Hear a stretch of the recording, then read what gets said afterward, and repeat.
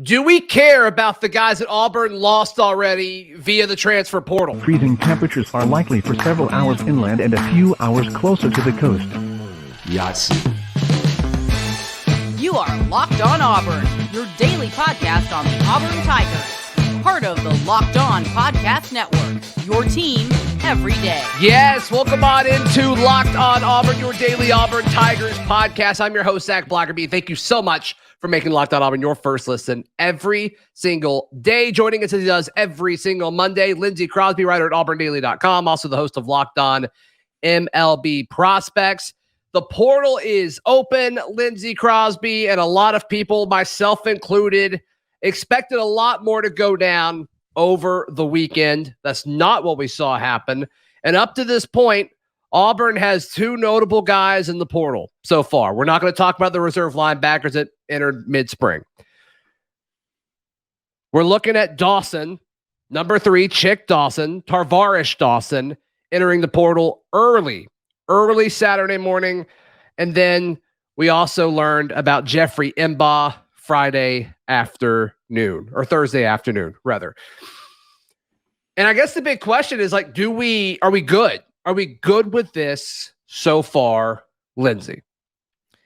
So I feel like if you had to give me two positions to drop a player, like just in a vacuum, wide receiver feels like it's a pretty big room right now. Sure. Defensive line feels like it's a pretty big room. Sure. And so losing a player from those positions, and then after that, backup linebackers, doesn't necessarily feel like it's that big of a loss to the 2023 Auburn Tigers on the field. Now, those specific players, I think there's maybe mixed reaction on the two. Tar'varish Dawson, to me, was one of those guys, 4-star recruit. Seemed like he was always that close to putting it together and never really did. I think he finished with like 40 total yards in 2 seasons. 30 through the air, 10 on the ground. Yep. There you go. So just was potential only all the way until he left. Jeffrey M'ba, I think, is the bigger loss of the two, simply because he is a guy that wasn't going to start for you this year, but absolutely had all of the tools that you were looking for a guy that could be an impact. And if something happened to one of your starters and the light bulb clicked on for him, then he could have been a guy that had a huge impact in 2023. You just needed multiple things to happen, and now we don't get to see if it does. Yeah, the upside of M'ba, losing the upside of that is really the only negative in all of this, because let's don't kid ourselves. And there's been some people that have said some pretty ridiculous things negatively about Jeffrey M'ba, which is not fair at all. This guy hasn't been playing football that long, and the fact that he really wasn't even put in a situation to succeed last year, and like you knew when you got him, he was going to be a raw product. Like the fact that like you expected too much of this guy, like that's on you. That's not on Jeffrey M'ba. And so I think now, with this staff and this scheme defensively that we think should allow for a lot more one-on-one situations with talented players like Jeffrey M'ba, I think that's something. Now, I am kind of like, it seemed like every time the portal opened since he's been here, he's like talked about or flirted with like publicly leaving. And like, I don't love that. Like, I'm kind of glad that that's done. I'm glad we don't have to deal with that anymore.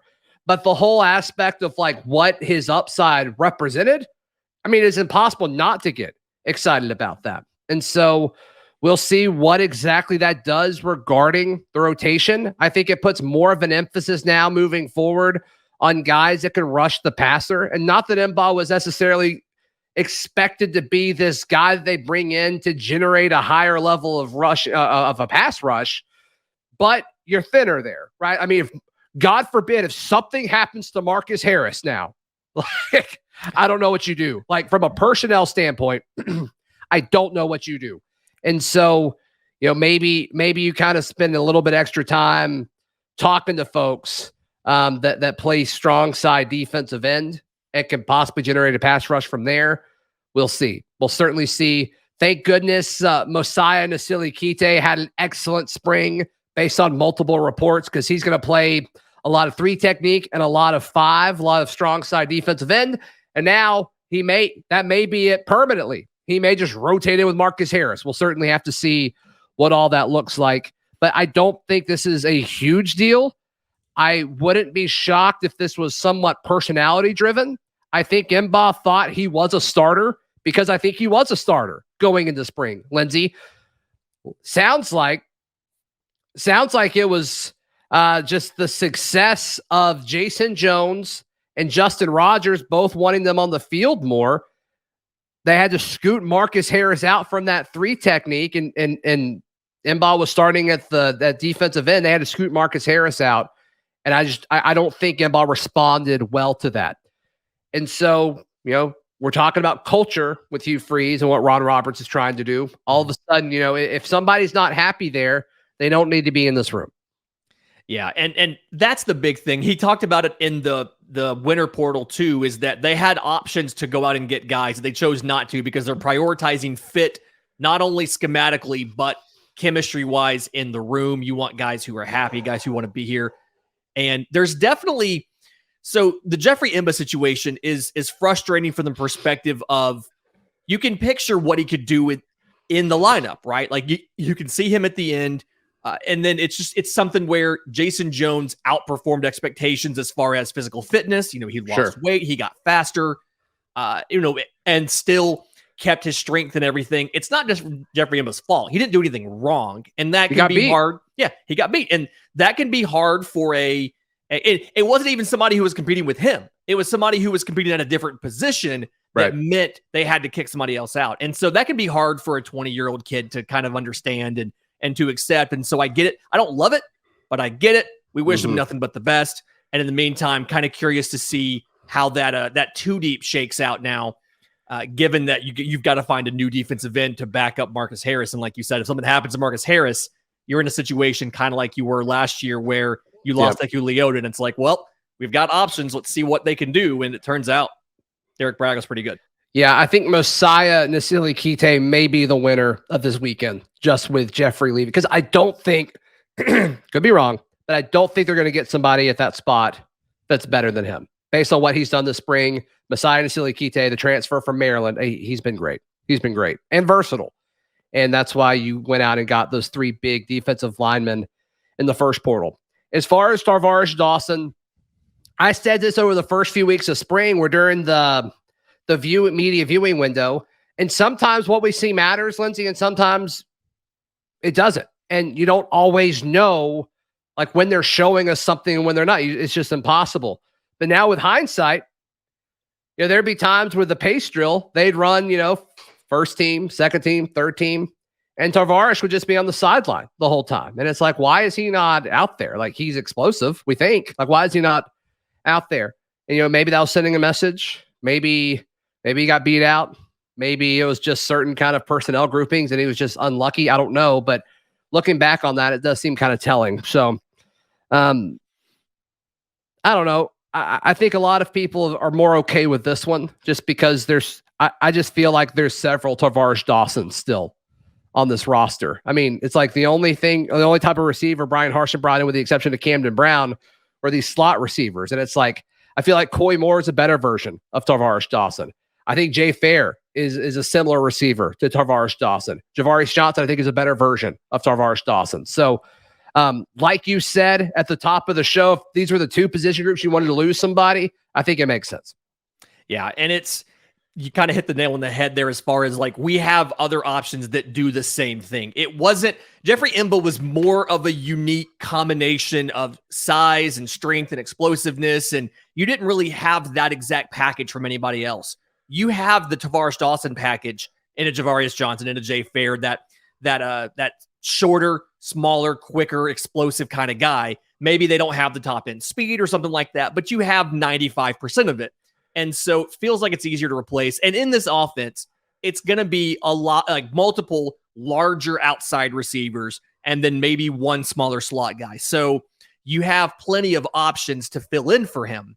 Again, wish him nothing but the best. I wouldn't be shocked to see him end up at UCF with our old friend there, but you're not that hurt about losing this, and then you lost a backup linebacker or 2. And I've talked on the show many times before about how you had so many upperclassmen in that room. You need younger guys anyway. If it's somebody who's obviously in the 3rd or 4th string mid-spring, they went ahead and just stepped in, and it's fine. Right. Okay, what is coming up next? Should we expect more guys to enter soon? And also, we've got two guys that we're going to discuss that we think Auburn fans should really be paying attention to. All that and more coming up right here on Locked On Auburn. Today's show brought to you by our friends at FanDuel. Grand slams, no hitters, and double plays. They are back, Lindsay, Crosdby. And there's no better place to get in on the MLB action than FanDuel, America's #1 sportsbook. That's because right now, new customers can step up to the plate with a no-sweat first bet up to $1,000. $1,000, people. Just go to FanDuel.com/lockedon to sign up to place your first bet. $1,000 back in bonus bets if you don't win. FanDuel, the official partner of Major League Baseball. I was a little surprised that we're at this point of the portal, and it's a little slow. Talking to folks close to the situation of Lindsay, meetings are coming.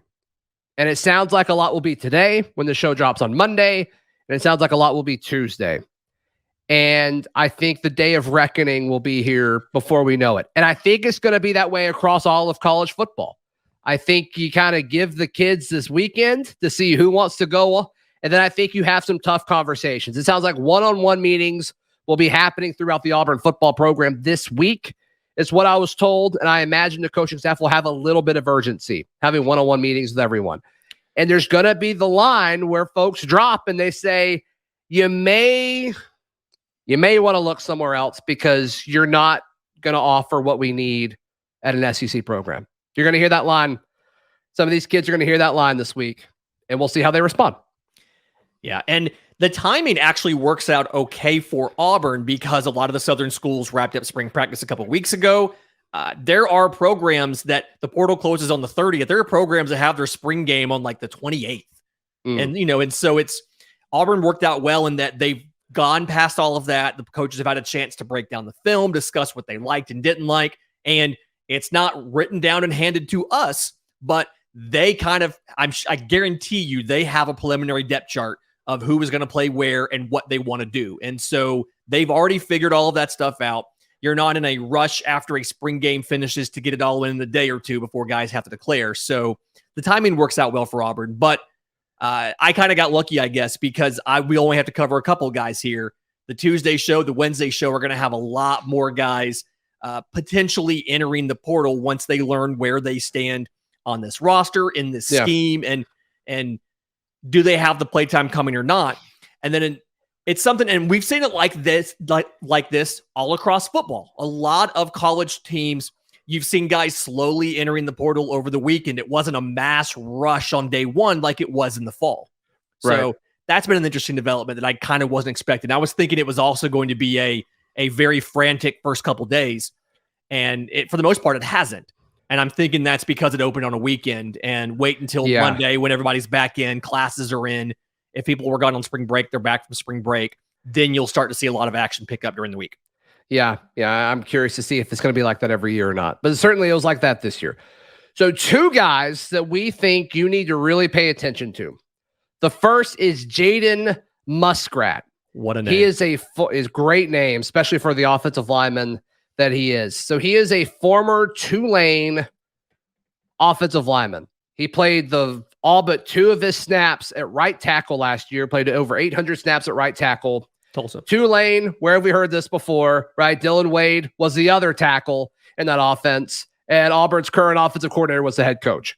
And so he put out the tweet, Lindsay, thanking the University of Tulsa and, I'm entering the portal. He put that out at 1:38 on the 15th. And he tweeted out that he got an Auburn offer at 1:44. I'm not saying anything. No, but I think previous relationships matter in all of this. I guarantee you what happened is Philip Montgomery, we know he's inactive on Twitter.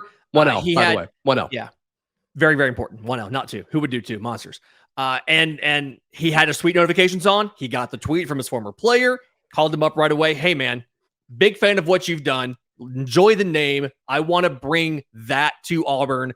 And I think you could be productive here depending on the role. And so makes sense. Obviously, no tampering. We would never in a million years. We would not do that. And so Excited. But who's to say like Dylan Wade wasn't talked to? I mean, they played on the same offensive line. There's no you rule can do that. Right. And coaches cannot talk to a guy who's not yet in the portal. That's right. That's right. And so, I mean, there's so many loopholes where like when people claim tampering, it's like, you've got to prove that because it's really easy to not tamper. So why would these guys do that? But, I think he's okay, right? Like, I don't know if Jaden Muskrat's a starter unless they say, hey, we're going to slot you in at guard and just see if you can beat out Jeremiah Wright or Tate Johnson or somebody like that, which I think is fine. But I love the idea if he were to come here to be, kind of have Connor Lew be the first guy off the bench if something were to happen to a starting interior offensive lineman, which will happen. It's just football. I mean, it's just hard to do that. And then if something happens to a tackle, Jaden Muskrat comes in because I think Jaden Muskrat is more ready to play in 2023 than Xavier Miller. Xavier Miller probably the first tackle off the bench in this current roster. So I like that. I don't think it's a big splash, but I think it makes your roster a little bit better, Lindsay. The other guy that we think we need to talk about, Jaheim Thomas. Jaheim Thomas is a former linebacker for Cincinnati. He is entering the portal. Looks like, according to his tweet, he's got 2 years left of eligibility. He's 6'4", 245. Yeah. And so he's a thumper. That's how he's been used as like an in the box linebacker. His coverage grade isn't very good. He's played a good amount of football, but to me, like when I hear 6'4", 245, like I don't want you playing linebacker. I want you either playing jack or you bring in for like a gadget type situation if you want to send extra dudes. And you pointed out that his pass rush grade is actually pretty solid. He has a pass rush grade of an 84. I'll take it. And of his, in essence, 400 snaps, just under 400 snaps on defense last year, because he did have special team snaps as well. He does punt coverage and field goal and all that. 1/4 of all of his, 1/4 of all of his snaps were on the defensive line. So he has the frame for it. When you look at the current composition of the roster, Elijah McAllister at jack, 6'6", 270, Keldrick Falks, 6'6", 275. Those are your big guys. Everybody behind them, Brenton Williams, 6'3", 250. Dylan Brooks, 6'4", 245. It's all the same size that Jaheim Thomas is. And so he can drop into coverage if you need him to, but it's not his strength. He is good at rushing the passer and he's experienced at it, as well as he is good in rush defense as well. It makes sense to me. This is the guy that we've talked about as you need another guy in that jack linebacker rotation.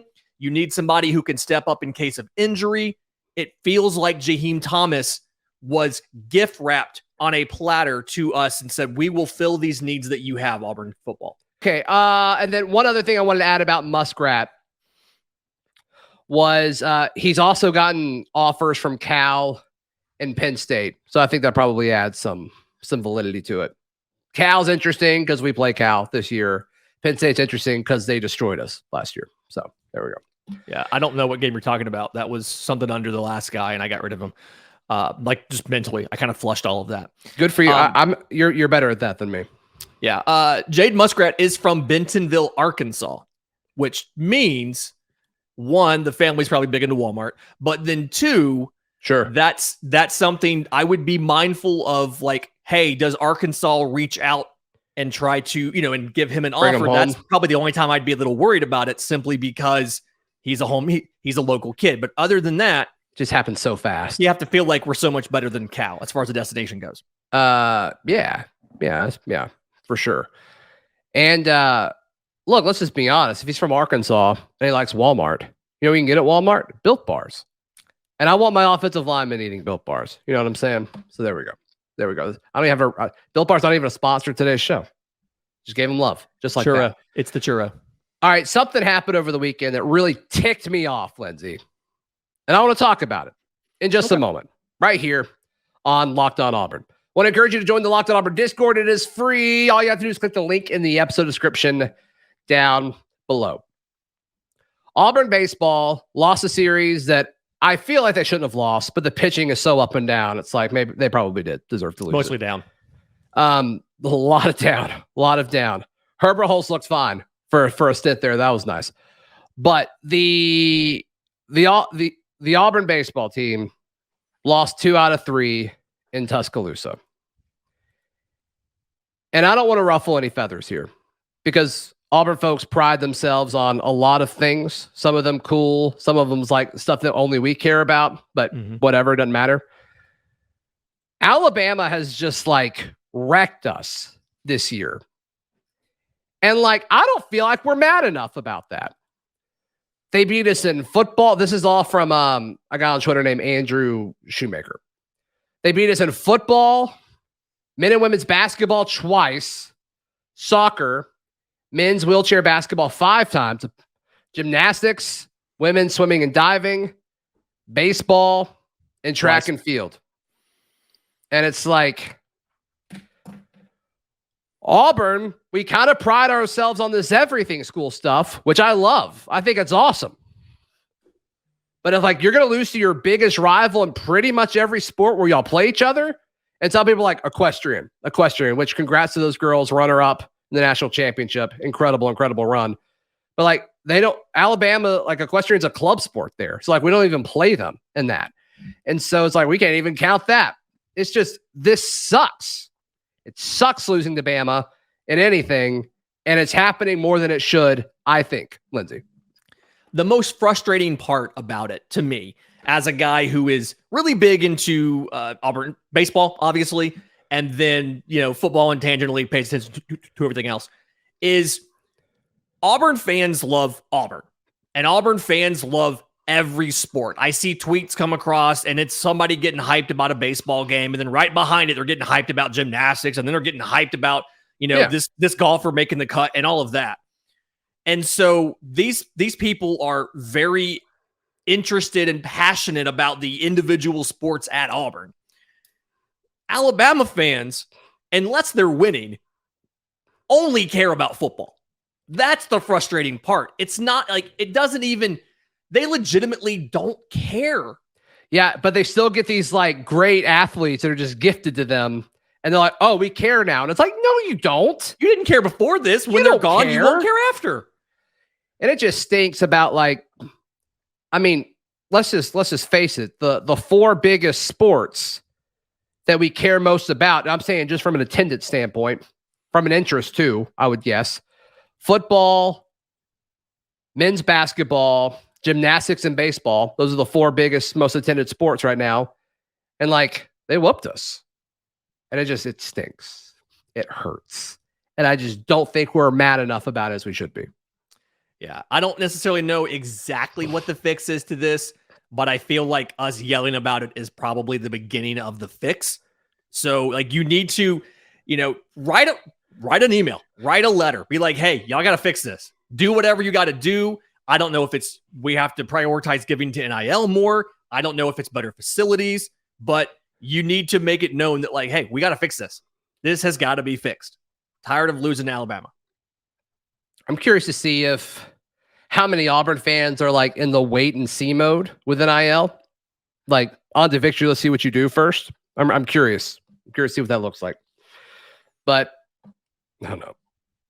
I saw that tweet and like I threw my phone. It's just like, God.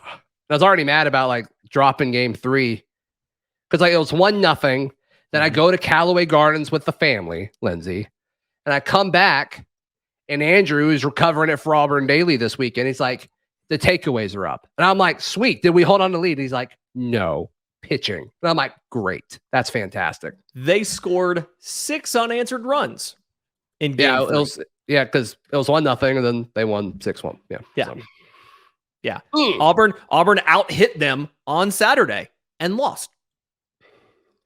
It just stinks. And like, I love Butch Thompson, but it just seems like our starting pitchers are always hurt. It's like, we've got to fix this. Lindsay, how can people, before I say something else bad, how can people check out what you have going on? I'm on Twitter at Crosby Baseball. My show, Locked On MLB Prospects, available wherever you get your podcasts and on YouTube. You can find the Auburn baseball writing, auburndaily.com, and the Atlanta Braves writing, bravestoday.com. You can follow me on socials at Zac Blackerby. Find all my written work at auburndaily.com. And we will see you tomorrow. This has been Locked On Auburn.